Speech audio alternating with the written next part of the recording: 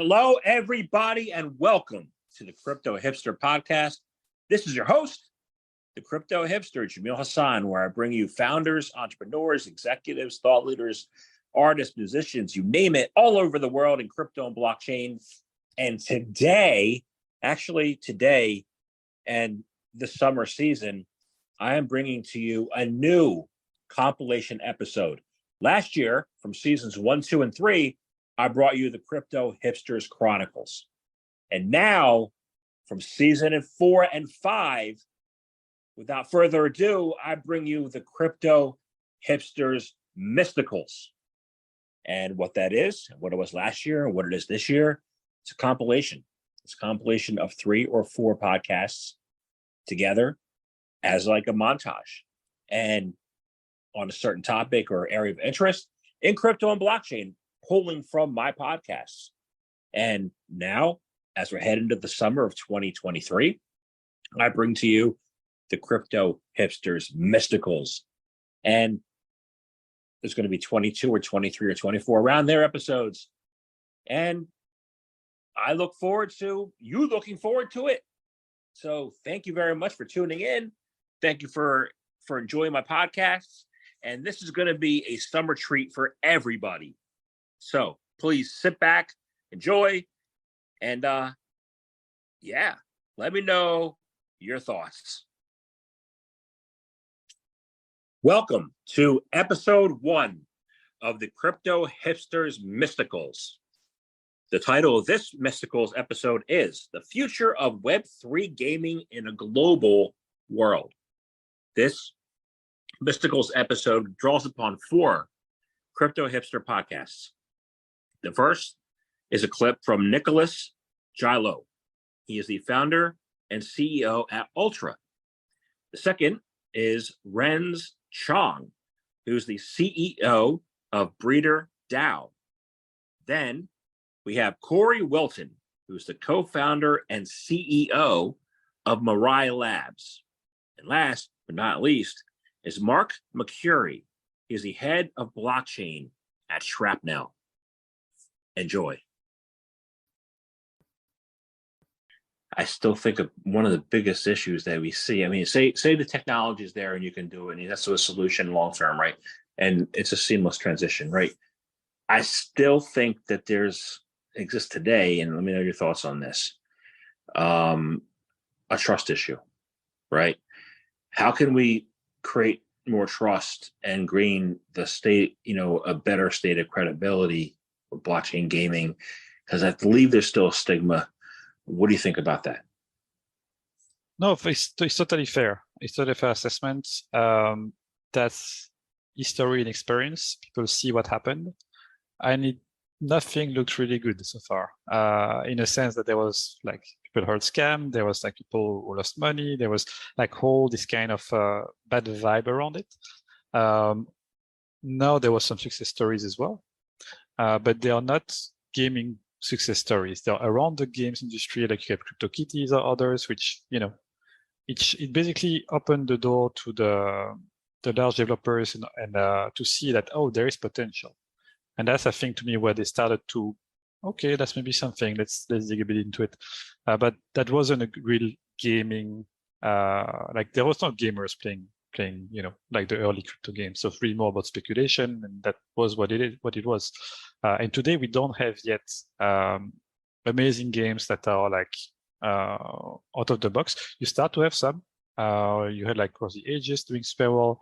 You had like a lot of games that are starting now to be successful. That's the beginning. We didn't have like a huge success story so far that is all over the press. And I think that's what's missing. When you're going to start to have people like seeing that actually that's a real business, they're going to put more effort into it.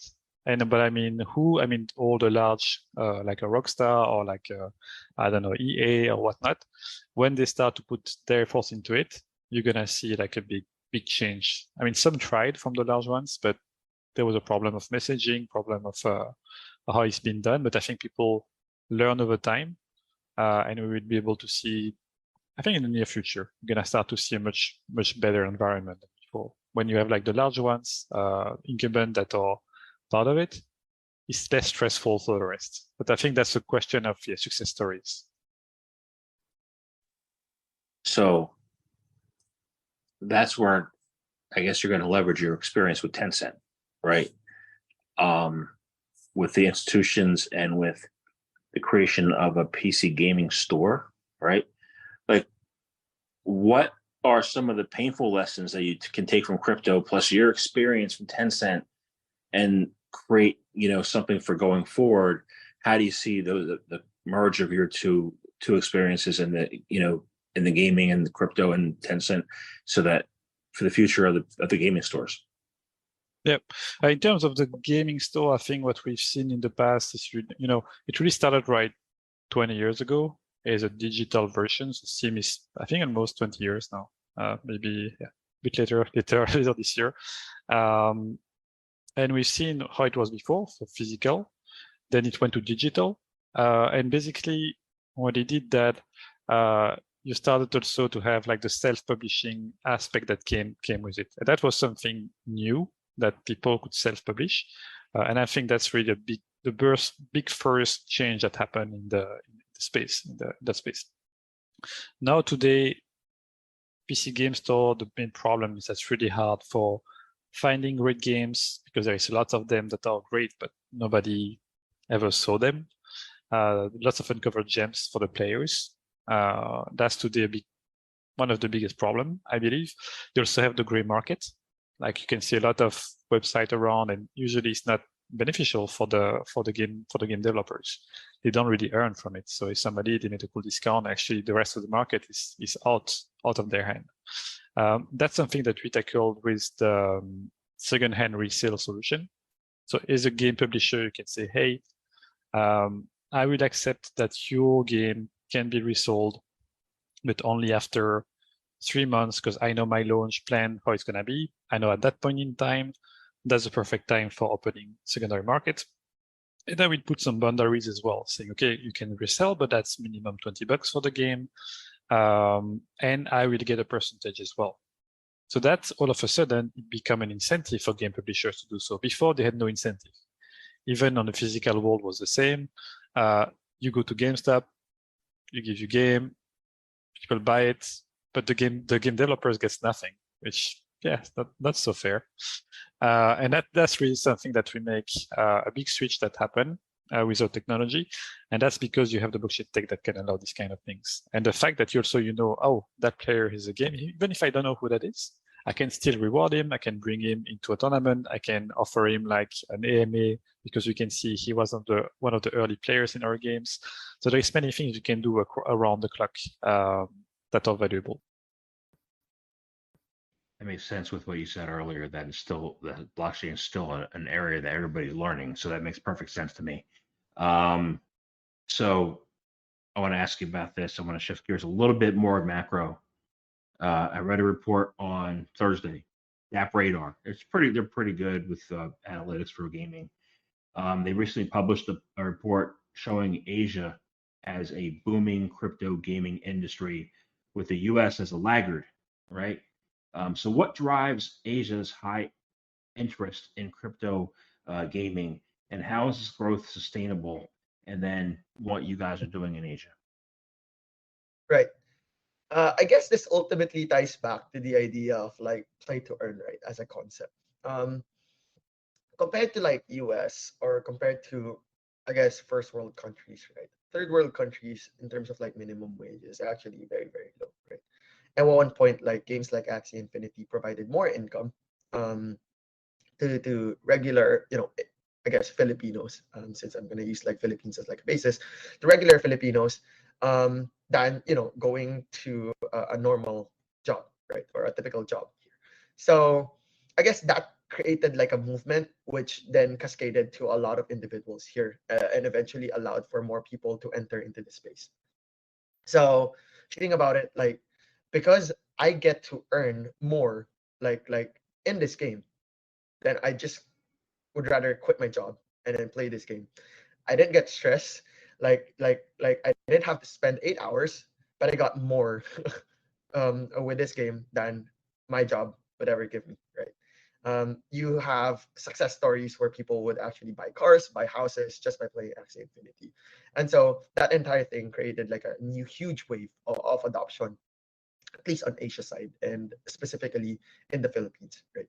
So I think if you look at it, the campaign was the one that actually helped the adoption for Asia and for countries like the Philippines. And if you look at like the US market, um, they really don't care about like being able to earn what $8 a day. It's something not big for them, right? Or it's not big for them in general. And I guess like if you look at the West in general and more of like the developing country or developed countries, right?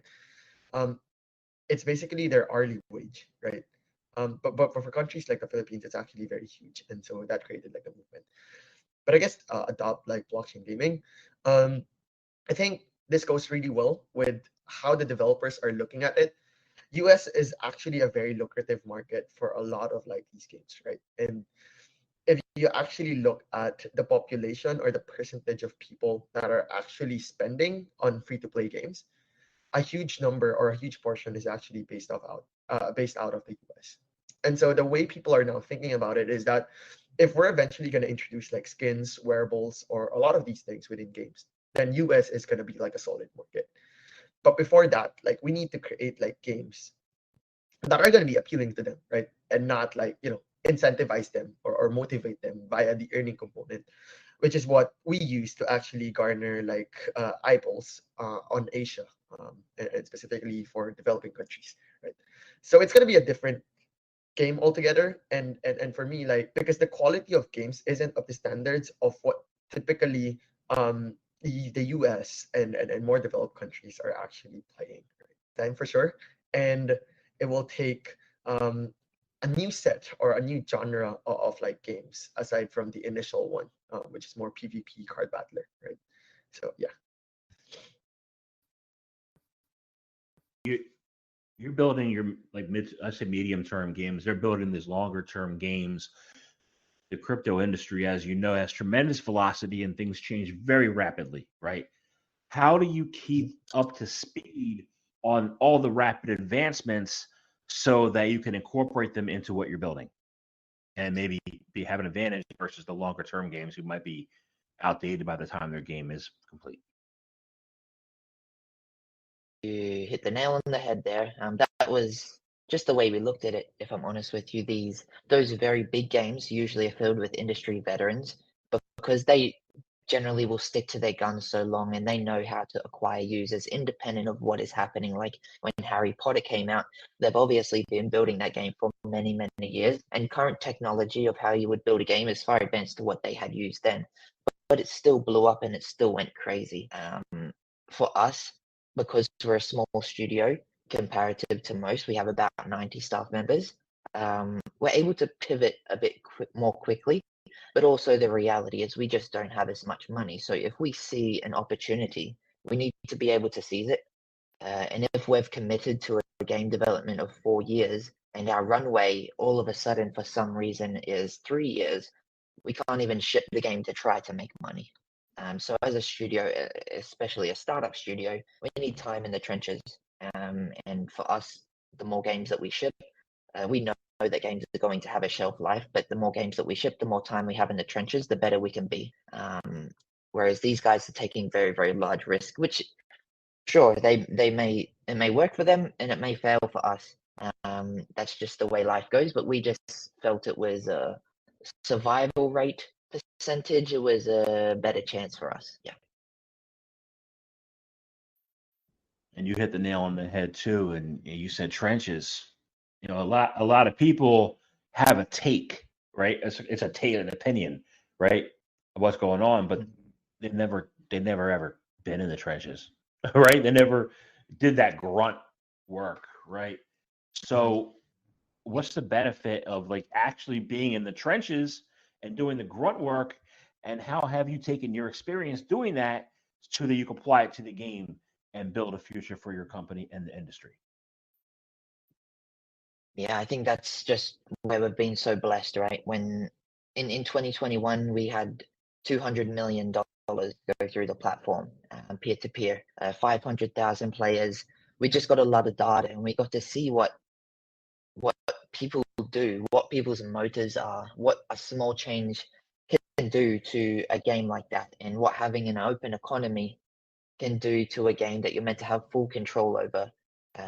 We learned a lot, and this is just something for sure I can tell people, but they just do not feel the weight and probably take the same action we would, because we really felt that weight, and understand what it means. So I think this is just, this is why older people have a higher success rate, I would say, on average, than a young person like myself, because you simply have time in the trenches, you have time alive. That's why people laugh at life coaches who are 23 years old.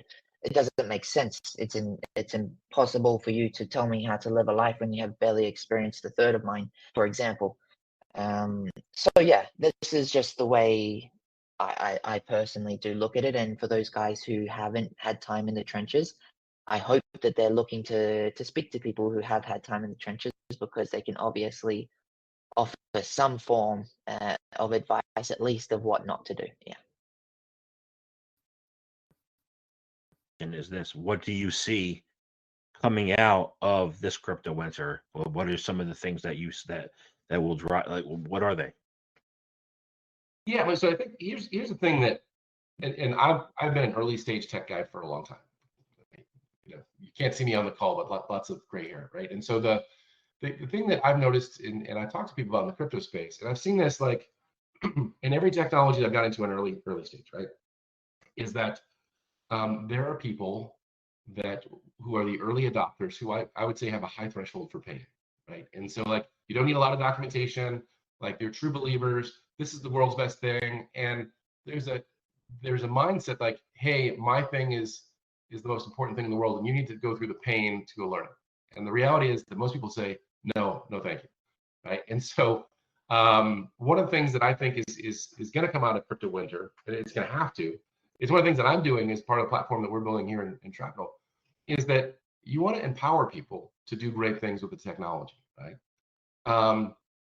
If everyone who wanted to use something that had a database behind the scenes had to learn all the technology about databases, you wouldn't have as many things that use databases, right? I mean, that's the reality of it, right? And so like with Shrapnel, and so the platform we have called Bridge that's under the covers for this, the key thing here is that people want to interact with weapons and characters and cosmetics and gear and land and those sorts of things.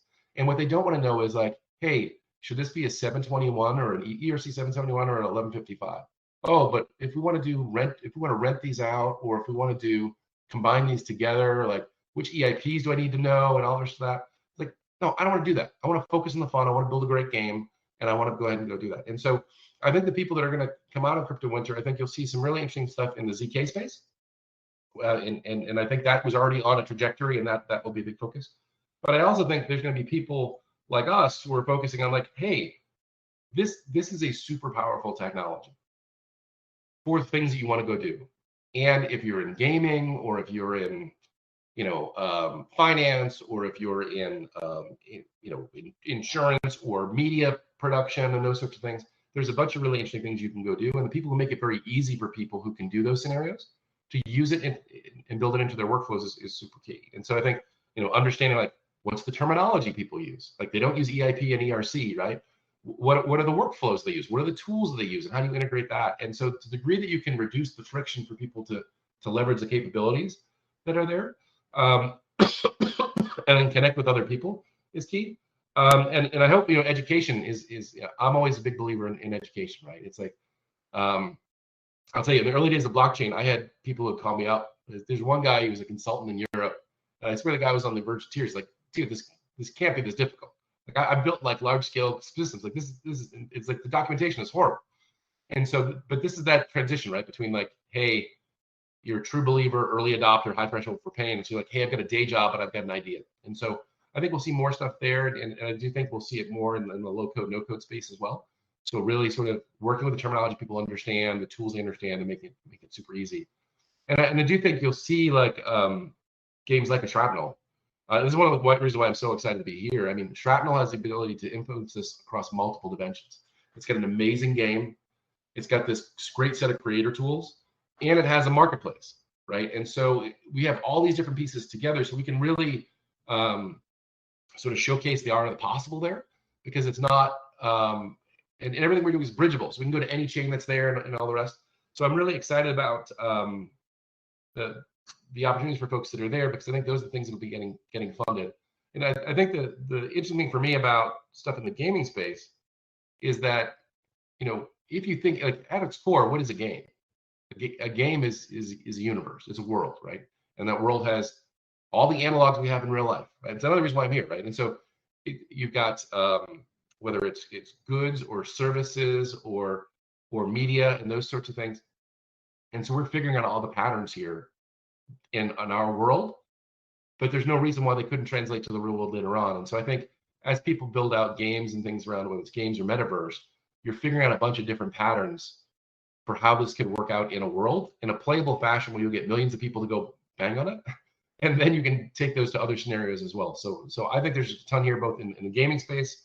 And then I think with chains like Avalanche and things that happen with ZK, I think there's just going to be much more throughput, which really frees people up to be super creative in terms of what they can do, where before they were fairly constrained in the past. I've felt really liberated working with the Avalanche chain, just because the first meeting I had with them, as I looked at, because I hadn't spent a lot of time working with Avalanche, to be candid, before I came to Shrapnel. And I was looking at the feature set. I'm like, wow, it seems like you guys actually listened. Like all the things that I needed to actually be able to move things forward, which is great. With the throughput, that's like, oh, I have a lot more options to go do that. So I think as more people see that too during crypto winter, they'll see they'll come up with some really fun stuff for us to see in a few months' time. I think it's probably like 6 to 9 months out. You'll see lots of stuff coming out from a number of places.